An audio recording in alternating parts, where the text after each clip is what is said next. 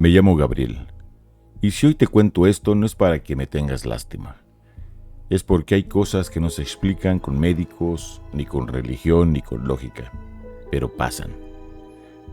Crecí en una comunidad agrícola pequeña cerca de San Miguel. Mi madre vendía comida a los jornaleros en temporadas de cosecha y yo le ayudaba desde niño. Nuestra casa era de bloques sin revocar, techo de lámina que tronaba cuando llovía fuerte. No había doctores cerca. Cuando alguien se enfermaba, se acudía a parteras, sobadoras o quien supiera rezar más fuerte. A los 18 años comencé a trabajar en un tianguis en las afueras de Amozoc. Ahí conocí a Lucía. Ella vendía ropa usada. Nos hicimos amigos, luego algo más. Todo iba bien, hasta que quedó embarazada. Al principio dije que respondería, pero cuando mi madre, doña Celina, se enteró, todo cambió. Mi madre era una mujer dura. Decía que nadie iba a aprovecharse de su apellido ni de lo poco que mi padre dejó antes de morir. Me advirtió que ese hijo no podía ser mío, que esa muchacha solo quería colgarse de nosotros. Y yo no tuve el valor de enfrentarla. Me alejé, dejé ir al tianguis, dejé de contestar mensajes.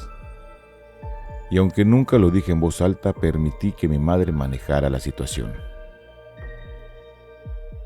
Lo que pasó después me persigue hasta hoy.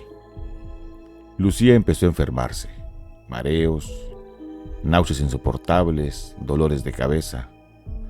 Su madre la llevó con una partera llamada Teresa, en la zona de Barrancas. Le dio un té oscuro muy amargo. Desde la primera noche, Lucía comenzó a soñar que alguien la llamaba al oído. Después empezaron los ruidos, pasos en el techo, golpes suaves en la pared, susurros. Yo me enteraba por comentarios del pueblo. Nadie me lo decía directamente, pero escuchaba que la muchacha traía algo encima, que el embarazo estaba pesado, que había coraje dirigido hacia ella.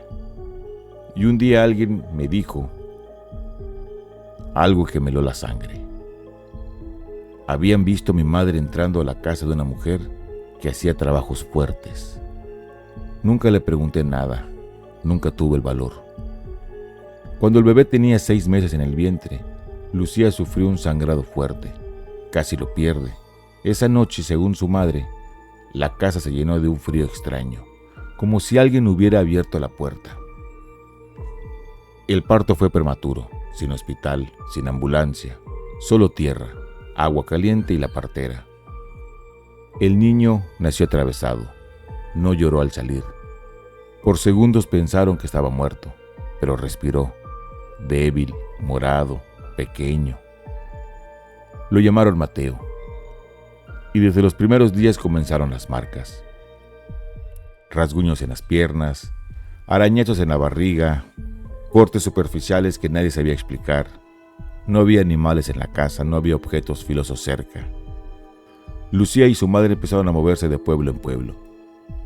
Acajete, San Salvador el Seco, Huauchinango, Tepatlán. En cada lugar aparecían nuevas señales.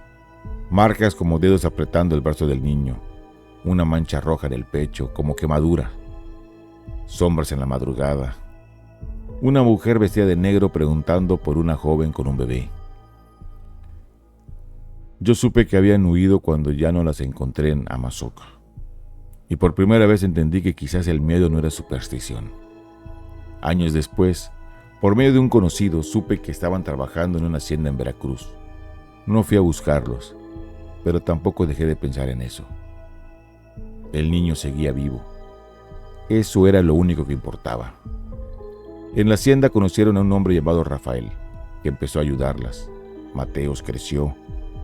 Cumplió 1 año, luego 2. Parecía que todo había terminado. Hasta que volvieron las marcas. Lucía me contó, años después, cuando por fin tuve el valor de presentarme frente a ella. Me recibió con frialdad, no me insultó, no me gritó. Solo me miró como si mira a alguien que falló cuando más se necesitaba. Y le entiendo. Mateo tenía 5 años cuando lo conocí. No sabía que yo era su padre.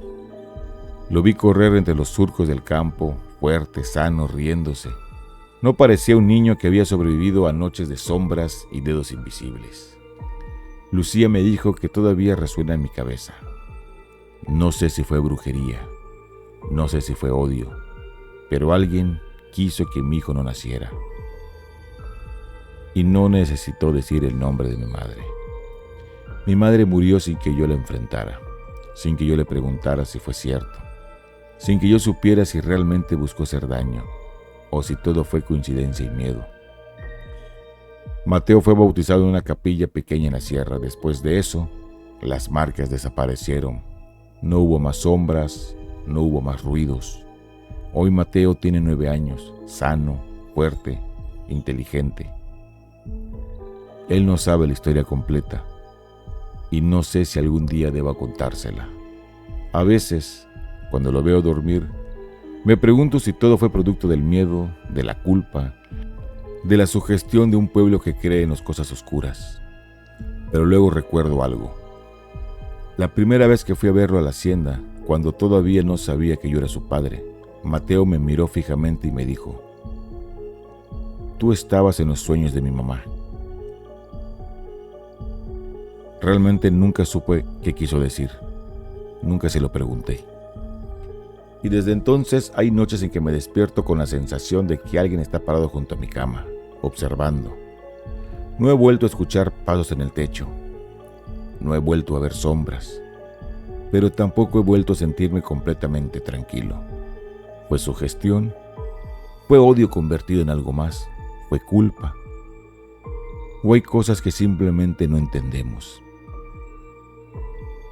Si tú estuvieras en mi lugar, ¿enfrentarías el pasado o lo dejarías enterrado? Te leo en los comentarios.